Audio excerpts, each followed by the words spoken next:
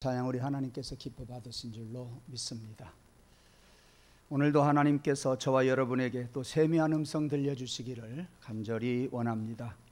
지난 주일 지난 한 해를 마무리하면서 우리 인생길 마디마디가 있는데 그 마디마디마다 매듭을 잘 짓자 하는 말씀을 드렸습니다. 조금 부족해도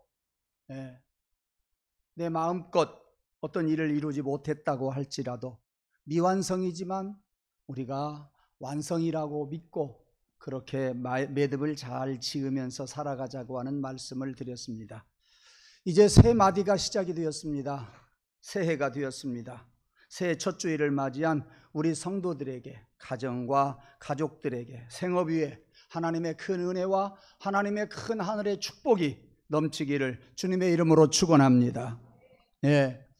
이렇게 빈자리는 많이 있지만 여러분들의 얼굴을 지금 보면은요, 다른 때에 비해서 눈이 똘방똘방, 어린 아이들 예쁘게 눈 뜨고 있는 것 같이 보여져요.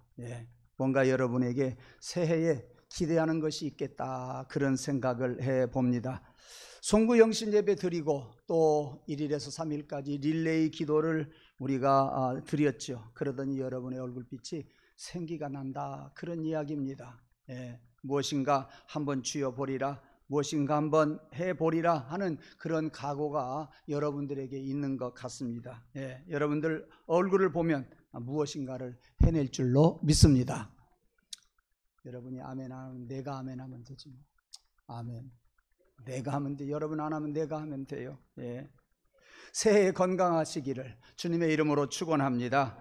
새해에 꿈이 이루어지기를 주님의 이름으로 축원합니다. 아멘 하는 자에게 하나님께서 하늘에서 운행하셔서 일들을 이루어 가실 줄로 믿습니다. 아울러 여러분의 신앙도 성숙해지기를 주님의 이름으로 축원합니다. 야구 경기를 관전하다가 보면 사람이 살아가는 인생 행로하고 비슷하다, 그런 생각을 오래전부터 했어요. 타자가 이제 배트박스에 들어서서 안타를 치고 1루로 진출을 하고 그 다음 타자도 안타를 치게 되면 1루 주자를 2루로 보내고 자기가 1루 베이스를 밟습니다. 물론 모든 선수가 다 안타를 치는 거 아니지요. 어떤 선수는 삼진 아웃을 당합니다. 어떤 선수는 홈런을 날려서 관중들을 열광시키기도 하지요. 하여튼 경기의 기준은 1루에서 2루를 가고 2루에서 3루를 가고 3루에서 홈인하면 점수를 얻습니다. 그것이 바로 승리하는 비결이에요. 인생을 야구 주자에 비유하자고 한다면 출생을 나는 1루로 갔다, 그렇게 생각을 합니다. 1루로 진출했다, 그렇게 생각을 해요. 그 다음에 결혼하게 되면 자녀를 낳습니다. 그러면 자녀들이 또 1루로 옵니다. 1루에 있던 엄마 아빠는 2루로 갑니다. 야구 선수들은 1루에서 2루까지 열심히 달려서 베이스를 밟지만 사실 자녀를 낳아서 자녀들이 1루로 가면 엄마 아빠는 밀려서 2루로 갑니다. 야구하고 인생하고 그것이 조금 다른 것 같아요. 엄마 아빠는 2루로 가는데 1루 아들에게 양보하고 2루로 엄마 아빠는 밀려서 간다, 그 말이에요.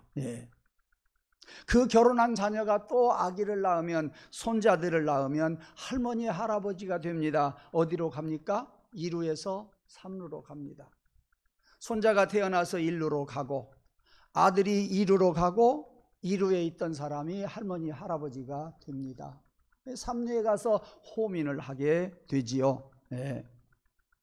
손자들이 태어나게 되면 3, 4개월 동안 누워 있습니다. 그러다가 약 6개월쯤 되면 뒤집기도 하지요. 또 바득바득 기어다니기도 합니다. 한 8, 9개월 되면은 이제 서서히 걸음마를 시작하려고 합니다. 빠른 아이들은 9개월, 10개월째 한 발자국 뛰게 되지요.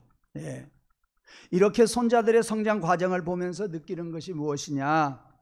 아빠, 엄마 빨리빨리 3루로 가시고 할아버지, 할머니 빨리빨리 홈으로 들어가세요, 그런 말을 하는 것 같아요. 그런데 할머니 할아버지가 홈으로 간다고 하는 것은 아이들이 밀어붙이기 때문에 밀리는 것이다 그랬어요. 그러니까 할머니 할아버지들은 그렇게 밀리면서 가요. 2루로 갔다가 3루로 갔다가 호민을 하게 되는데 손녀들의 겉모습만 보고 좋아해요. 참 할머니 할아버지들이 참 바보다 그런 생각을 해요. 왜 그런지 아세요? 할머니 할아버지들은요, 손녀가 자기 밀어내는지도 모르고 좋아해요. 기뻐해요. 자기 밀어내는데도 기뻐한다니까요. 쓰리 좀 뭡니까? 3루에서 4루로 가면 어떻게 돼요? 호민이에요. 그 죽는다는 이야기예요. 야구 코트가 인생 행로를 말해준다니까요. 홈으로 막 밀어붙이는데 할머니 할아버지들은 그것도 모르고 좋아서 웃고 빨고 난리예요. 아이들 뒤뚱뒤뚱 할머니 할아버지 품으로 걸어오면 그것도 좋아서 어쩔 줄을 모르지요. 실컷 29세가 3년 갔으면 좋겠다. 여자들 39세가 3년 갔으면 좋겠다. 49세가 3년 갔으면 좋겠다. 그렇게 생각한 사람들이 손자 손녀들이 밀어붙이는데도 그것도 모르고 그냥 좋아만 한다니까요. 나이를 묶어두고 싶고 정지시켜 놓고 싶으지요. 그러나 한갑이 지나고 진갑이 지나고 고이가 지나고 80이 찾아옵니다. 영웅홍월도 세월이 찾아오면, 세월이 가면 기운이 쇠약해지는 것이 사실이에요. 벽시계는 고장도 나는데 이놈의 인생은 고장도 안 나요. 한 세대를 풍미하면서 뽐내던 절세의 가인들도 그들의 영화도 덧없이 흘러가 버리고 맙니다. 그야말로 한순간의 꿈과 같은 것이 우리 인생이에요. 그런데 그 인생이 어디 쉽냐 그 말이에요. 쉽다고 생각하는 사람이 별로 없어요. 그 인생길이 험하다 그렇게 말하네요. 오늘 본문 여기 47장 9절에 야곱이 애굽의 왕 바로에게 하는 말이 내 나그네 길 세월이 130년이니이다. 우리 조상에 비하면 많이 살지는 않았지만 그 130년도 험한 세월을 보냈습니다. 이렇게 이야기하지 않습니까? 전도서 1장 4절에도 보면 한 세대는 가고 한 세대는 오되 땅은 영원히 있도다. 해는 떴다가 지며 그 떴던 곳으로 빨리 지나가고 바람은 남으로 돌다가 북으로 돌이키며 이리 돌며 저리 돌아 불던 곳으로 돌아간다. 이렇게 전도서 1장 4절에서 말씀하고 있습니다. 이와 같이 우리 세상에 많은 사람들은 왔지만 다 갑니다. 젊은 날의 영화도 순간에 지나가 버리고 맙니다. 누구나 인생은 가요. 홈인합니다. 야구 경기에서 홈으로의 입성은, 홈으로 들어가는 것은 득점을 의미합니다. 그리고 승리를 의미합니다. 그렇다고 모든 사람들이 다 홈인하는 건 아니더라고요. 어떤 사람은 1루 베이스 밟지도 못하고 삼진 아웃을 당합니다. 어떤 사람은 출루했다가 잘못해서 중간에 실패를 해버리고 맙니다. 어떤 사람은 예수 믿었다가 중간에 실패하는 사람 있잖아요. 홈인해야 되는데 홈인을 못해요. 점수를 따야 되는데 점수를 못 따요. 승리해야 되는데 승리하지 못하고 중간에서 하차하는 사람들이 얼마나 많은지 몰라요. 자살률 1위 대한민국이에요. 얼마나 많은 사람들이 지금 많이 세상을 떠나는지 몰라요. 중간에 다 하차한 사람들이에요.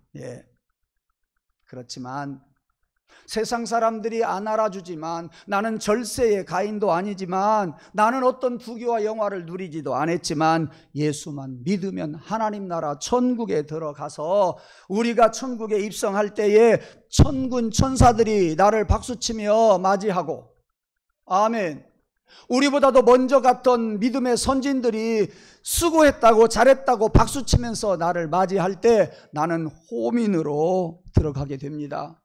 천국에 가게 된다 그 말씀이에요. 거기에 들어가면 하나님은 또 우리에게 후한 상급을 주신대요. 면류관을 예비했다가 씌워주신대요. 디모데후서 4장 8절 말씀에 보니까 이제 후로는 나를 위하여 의의 면류관이 예비되었으므로 주 곧 의로우신 재판장 예수님이 그날에 내게 면류관을 씌워주실 것이요 내게만 아니라 주님이 오심을 사모하며 주님을 위해서 살아가는 사람에게도 면류관이 예비되어 있다. 여러분 아멘 안 하면 내가 아멘 한다니까요. 아멘. 여러분 이 소망 없이 우리가 신앙생활하는 것은요 우리의 신앙생활이 아무런 의미가 없어요. 헛것이에요. 예. 재판장으로 오신 예수님께서 우리에게 면류관을 씌워주시는데 나에게만 아니라 주의 나타나심을 사모하는 모든 자에게도 그 면류관을 씌워주신다고 디모데 후서 4장 8절에서 말씀해 주고 있으니 여러분이 홈으로 입성하는, 여러분이 천국으로 입성하는 그러한 믿음을 가지고 오늘도 같이 찬송했으면 좋겠어요. 우리 주만 믿으면 모두 구원 얻으며 영생 복락 면류관 확실히 받겠네. 우리 홈런 못 쳐도 괜찮아요. 번트 못 해도 괜찮고요. 도루 못 해도 괜찮아요. 예, 안타를 못 쳐도 괜찮아요. 예수님만 믿으면 영생 복락하신다 하는 말씀. 우리가 영생 복락하는 호민으로 천국으로 입성할 때에 하나님이 면류관을 씌워주시고 또 나에게만 뿐만 아니라 나의 주의 나타나심을 사모하는 모든 자에게도 면류관을 씌워주시려고 주님이 준비하고 계신다. 여러분 이것이 저와 여러분의 믿음인 줄로 믿습니다. 오늘 본문으로 가서 한번 보십시다. 이스라엘 나라에 야곱이라고 하는 사람이 살고 있었어요. 12아들을 낳았어요.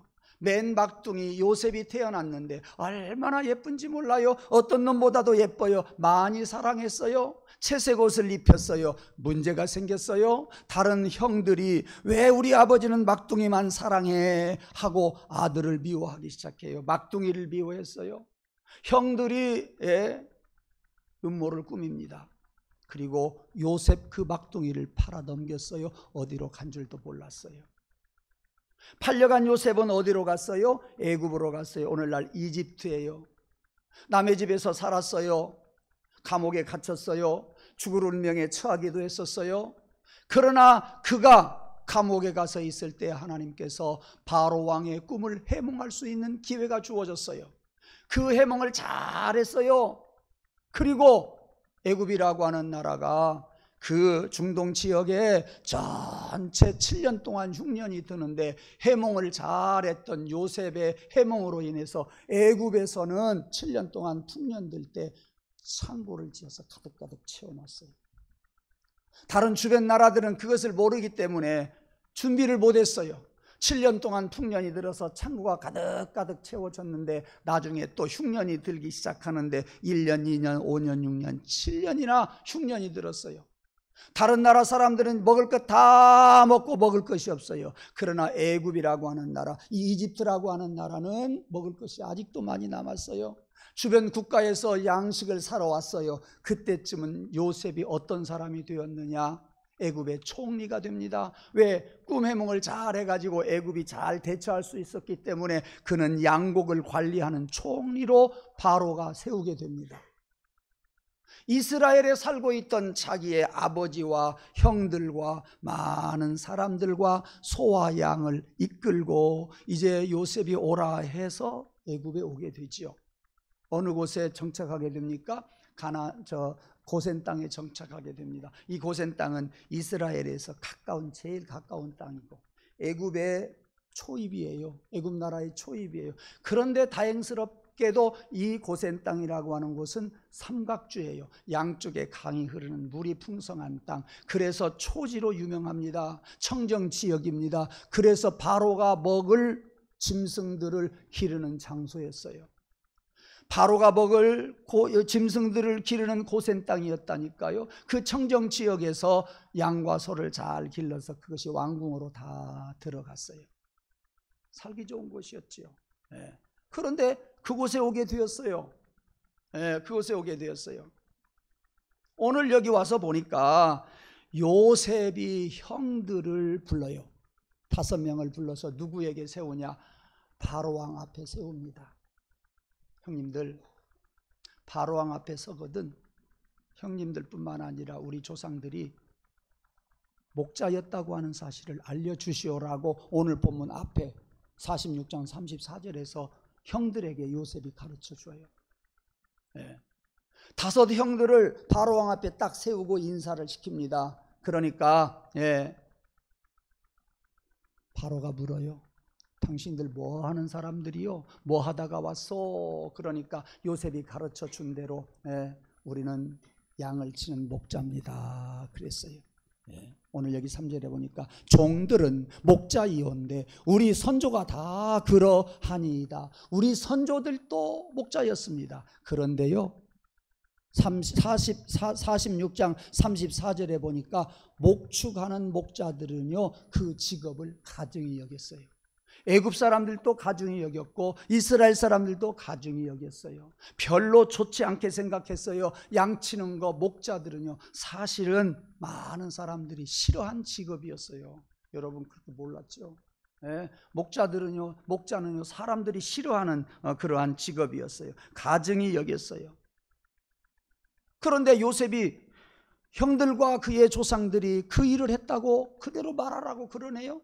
그러니까 5 형들이 바로 왕에게 우리가 목자이온데 우리 선조들도 목자였습니다 그대로 이야기했다 그 말이에요. 무슨 말씀을 드리고 싶어서 그러느냐 하면 여러분 한 해 동안 살아갈 때에 요셉과 같이 요셉의 형들과 같이 정직하게 살아가기를 주님의 이름으로 축원합니다.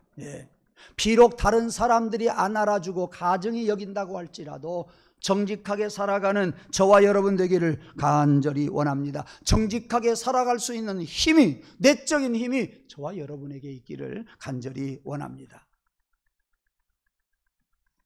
요셉은 결국 가장 비천한 그러한 계급의 사람들이었음을 보여주었다. 누구에게? 세상 사람에게. 세상 사람에게. 여러분 세상 사람이라고 여러분들이 여러분들을 가장하고 포장해서 거짓말하고 솔직하게 정직하게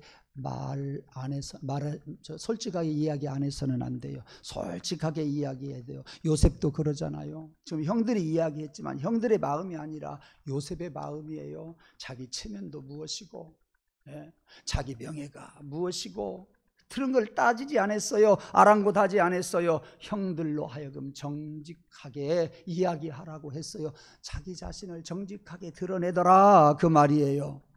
하나님의 사람 요셉은 자기의 체면을 위해서 거짓말을 안 했다 그 말씀이에요. 사랑하는 성도 여러분, 한 해 동안 사랑할 때 사람들에게만 내가 비춰지는 것이 아니라 하나님에게도 비춰지고 있다. 여러분 이것을 꼭 의식하면서 살아가기를 간절히 원합니다. 사람은 속일 수 있어도요 하나님은 속일 수가 없어요. 어느 누구도 하나님을 속일 수가 없어요. 하나님은 우리의 과거도 아시고 현재도 아시고 미래도 아시는 하나님이세요. 우리의 겉과 속을 절대 꿰뚫어 보시는 하나님 앞에서 속이려고 하지 마시고 정직하게 살아가는 저와 여러분 되기를 주님의 이름으로 축원합니다. 정직하게 살려고 하는 것이 제일 선택을 잘하는 것이에요.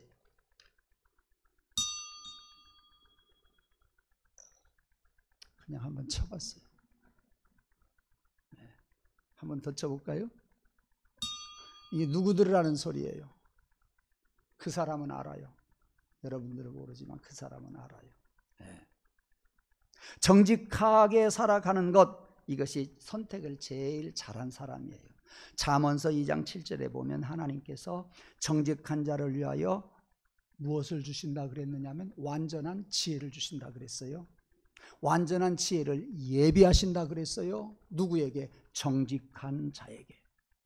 여러분 하나님의 말씀이니까 그대로 믿기도 하지만 이게 믿어지잖아요. 정직하게 사는 사람이 5개월 후에 1년 후에 3년 후에 알잖아요. 그 정직함이 드러나요. 1년 후에 2년 후에 그 거짓말이 드러나게 되어 있어요. 그러므로 지혜로운 자는 정직합니다. 정직하게 살아가는 사람에게 하나님께서는 완전한 지혜를 예비해 주셨다고 잠언서 2장 7절에서 말씀하고 있고, 시편 11편 7절에도 정직한 자는 그의 얼굴을 배우리라, 하나님의 얼굴을 배우리라 그랬습니다. 뿐만 아니라 잘 들으세요. 시편 112편 2절 말씀에 보면 후대가 복이 있을 것이라 그랬어요. 어떤 사람의 후대가? 정직하게 사는 사람의 후대가. 저는 믿습니다. 정직하게 사는 사람은 후대 3대 4대 5대 가면 갈수록 더 잘 될 줄로 믿습니다. 그뿐이 아니에요. 저는 오늘 여러분들에게 늘 드리는 말씀 외에 하나 드리고 싶은 게 뭐냐, 욥기라고 하는 사람의 이야기를 간단히 하고 싶어요. 8장 5절에서 7절에 보면 사업에 실패한 사람이 다시 일어설 수 있는 비결, 그것이 무엇이냐? 매사가 되는 일도 없고 실패만 했던 사람들이 성공할 수 있는 비결이 무엇이냐? 그것은 바로 정직하게 살아가는 것이라고 욥에서 욥기는 우리에게 말해주고 있어요. 정직하게 살아가고 깨끗하게 살아가고 부지런히 살아가는 것, 이러한 사람들에게 하나님이 회복을 시켜주셔서 여러분이 잘 아시는 말씀, 시작은 미약할지라도 나중에는 심히 창대하리라. 아멘. 예. 정직하게 살아가는 것, 이것이 여러분의 미래를 저축하는 거예요. 예. 그 다음에 두 번째, 새해를 맞이해서 우리 모든 성도들이 축복하면서 사시기를 바랍니다. 오늘 여기 본문에 보니까 야곱은 바로를 만나게 됐어요. 아버지 요셉 때문에 바로를 만나게 됐어요. 바로 왕이 야곱에게 묻습니다. 당신들 무엇 하다가 왔소? 묻지 않아요? 그런데 여기 바로를 만났을 때 야곱이 축복하네요. 외국에서 온 야곱이요, 바로 왕 앞에서 바로에게 축복을 한다니까요. 7절에 나와요. 축복했어요. 10절에 보세요. 헤어질 때 또 축복을 했어요. 만날 때 축복하고 헤어질 때 축복했네요. 사랑하는 성도 여러분, 여러분들에게도 이 축복권이 있음을 믿으시기를 바랍니다. 하나님은 아브라함에게 축복권을 주셨고, 하나님은 야곱에게 축복권을 주셨고, 하나님은 그들을 통해서 많은 세상 사람들에게 그 축복권을 계속 이양해 주었어요. 여러분들도 축복권이 있다고 하는 것을 알아야 돼요. 예. 예수님께서도 제자들에게 전도하시러 보내면서 누가복음 10장 5절 6절에 보니까 제자들에게 축복권을 주어서 파송시키는 것을 볼 수가 있습니다. 그러므로 축복하기를 좋아하는 사람은 여러 가지가 유익한 일들이 생겨요. 다른 사람을 축복하다가 보면 자연히 내 마음속에 내 영이요, 축복으로 가득가득 채워져요. 좋지 않는 것들은 틈을 타지 못해요. 축복으로 채워진다니까요. 그러므로 내가 복을 받을 수가 있어요. 그 다음에 기억할 것이 있어요. 어떤 사람에게 내가 축복을 하는데 그 사람이 그 복을 받을 자격이 없다고 한다면 내가 했던 그 축복이 내게로 돌아와요. 반대로 어떤 사람을 내가 저주하는데, 미워하는데 그 사람이 그 저주를 받을 일을 안 했어요. 저주가 내게로 돌아와요. 대단히 무서운 이야기예요. 로마서 12장 14절 말씀에 보면 우리를 핍박하고 저주하는 자까지도 축복하라고 명령하셨어요. 근데 우리 사람들은 이상하게 축복하는 것은 참 인색해요. 저주하는 것은 풍성해요. 그뿐이에요. 입으로는 축복하는데 속으로는 저주하는 일도 있어요. 어쩔 수 없어요. 그런 일들을 우리는 많이 발견해 볼 수가 있어요. 이렇게 저주하기를 좋아하는 사람은 결국은 자기가 그렇게 돼요.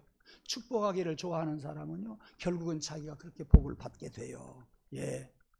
축복하는 사람은 축복하는 사람의 그 축복의 영이 내 안에 가득하고요, 불평하고 시기하고 저주하기를 좋아하는 사람은요, 그 영이 내 안에 가득해요.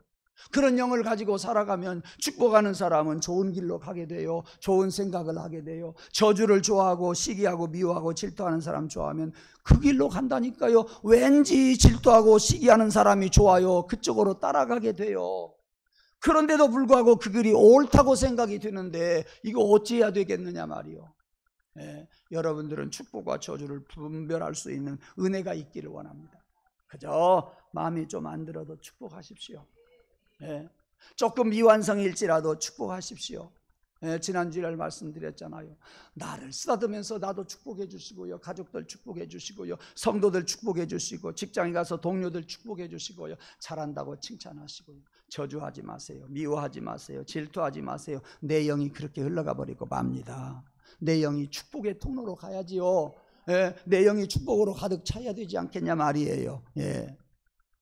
시편 109편에도 전도서 7장에도 나오는 말씀은 저주를 좋아하는 것은 결코 좋은 결과를 가져오지 못한다.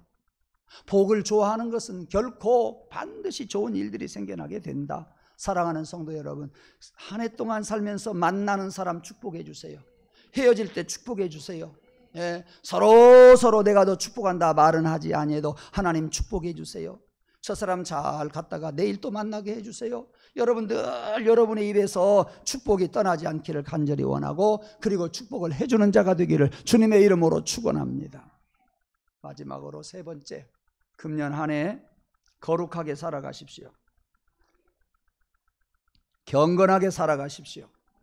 이것이 비슷한 이야기입니다. 경건하게 산다, 거룩하게 산다, 비슷한 이야기예요. 그 말은, 거룩하다는 이야기는 세상의 많은 사람들로부터 딱 뽑혀서 따로 서놨다, 따로 세워놨다, 그 말이요. 세상 사람들하고 다르게 살아라, 그 말이요. 세상 사람들과는 뭔가 다른 생각을 가지고 살아가라, 그런 이야기예요. 오늘 여기 4절에 보면 야곱이 그리고 그의 아들들이 고센 땅에 오기는 왔어요. 왜? 길목이니까. 그런데 그 고센 땅을 달라고 하네요. 저는 이 말씀을 두 가지로 보고 있어요. 인간적으로 보고 영적으로 봐요. 인간적으로 보는 것은 뭐냐? 당연히 이 요셉의 형들과 아버지 야곱은 고센 땅이 욕심나겠죠. 형들이랑 아버지랑 또 다른 식구들이랑 오면서 뭘 가지고 왔어요? 양을 가지고 왔어요. 소도 가지고 왔어요. 이걸 길러야 되잖아요. 이걸 기르려면은 그 사람들의 눈에는 뭐가 보이겠어요? 초지가 보이죠. 어느 곳이 좋은 풀인지 그것이 보이지 않겠어요. 그런데 고센 땅에 와보니까 물도 많고 그야말로 청정지역이에요. 양치면 좋겠어요, 소치면 좋겠어요. 그러니까 이들이 염치를 불구하고 고센 땅에 살게 해주세요 라고 바로에게 요청을 하네요. 그 이야기를 들었던 바로가 요셉에게 너희 아버지가 아니냐, 너희 형제들이 아니냐, 살기 좋은 땅에 살도록 해라, 네가 알아서 해라, 그렇게 이야기하는 것을 우리가 본문에서 볼 수가 있습니다. 여러분, 왕이 먹을 고기를 기르는 짐승들을 이 고센 땅에서 길렀다니까요. 그리고 애굽 사람들은 그 지역에 오지 못하게 했어요. 여러분, 제가 오래전에 이 말씀을 준비하면서 정말 제가 은혜 받았어요. 몇 차례 말씀을 드린 것 같아요. 애굽 사람들이 고센 땅에서 안 살았다니까요. 왜요? 왕궁으로 들어갈 고기를 기르는, 짐승을 기르는 곳이 고센 땅이었어요. 왜? 청정지역이니까, 깨끗하니까. 그런데 이 사람들이 볼 때, 나도 여기서 살면서, 야곱도 요셉의 형들도 여기서 살면서 양치고 소치면 좋겠다 하고 인간적으로 그 고센 땅을 달라고 해요. 근데 고센 땅을 주어요. 요셉이 주었어요? 저는 아니라고 생각해요. 바로가 주었어요? 저는 아니라고 생각해요. 하나님이 주셨어요. 왠지 아세요? 고센 땅은 애굽 사람들이 안 와요. 야, 야곱아, 그리고 요셉의 형들아, 야곱의 아들들아, 그리고 함께 온 사람들아, 너희들 고센 땅에 살면서 애굽으로는 가지 말아라. 왜? 너희들은 애굽 사람과 구별된 사람이다. 거룩한 사람이다. 너희들은 여기에서 경건하게 살아가라. 그 말씀은 뭔 말씀이에요? 애굽의 신들을 섬기지 말아라. 애굽 사람들과 섞이지 말아라. 피도 섞이지 말아라. 나 여호와 하나님만 섬기라고 하는 말씀이 이 속에 있다, 그 말이요. 이곳에 살면서 애굽 사람들하고 살지 말고 너희들이 하나님의 택한 백성임을 알아라. 구별되어 살아라. 경건하게 살아라. 그 말씀이라니까요. 하나님은 이스라엘을 지키려고 그 땅에 살도록 해주셨지, 바로가 준 게 아니에요. 요셉이 준 거 아니에요. 대단한 깨달음이에요. 대단한 깨달음이에요. 이 말씀을 여러분 모르겠어요. 어떤 사람이 저한테 이런 이야기 해준 적이 없어요.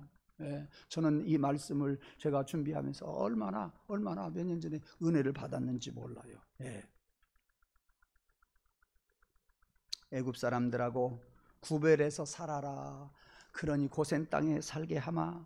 그 말은 주의 맘 성도들아, 세상에서 같이 살지만 세상에 파묻혀서 살지 말아라. 세상들과 함께 하지 말아라. 세상 사람들과 구별해서 살아다오. 이런 하나님의 음성이 오늘 본문에서 들려져야 하겠습니다. 금년 한 해 구별되이 살아가시기를 주의 이름으로 축원합니다. 세상에 물들지 않기를 주님의 이름으로 축원합니다. 경건하게 살아가기를 주님의 이름으로 축원합니다. 예. 그래서 금년 한 해 영적으로 성숙한 그러한 성도들이 성숙한 삶이 되기를 주님의 이름으로 간절히 축원합니다. 기도하겠습니다. 하나님, 오늘도 주신 귀한 말씀을 가지고 금년 한 해 동안 우리들이 어떻게 살아가야 할 것인가 말씀을 살펴보았습니다. 하나님, 새해를 주셔서 새롭게 살기 위하여 오늘 또 이 종을 통해서 말씀을 주셨으니 정직하게 살게 하여 주옵소서. 또 경건하게 살게 하여 주옵소서. 또 사람들을 만날 때마다 축복하며 살게 하여 주시옵소서. 금년 안에 살면서 우리의 가슴 속에 경건과 축복과 정직이 가득가득하게 해주시고 그것이 우리의 삶을 끌어가고 리더하게 하여 주시옵소서. 예수님 이름으로 감사하며 기도드리옵나이다. 아멘.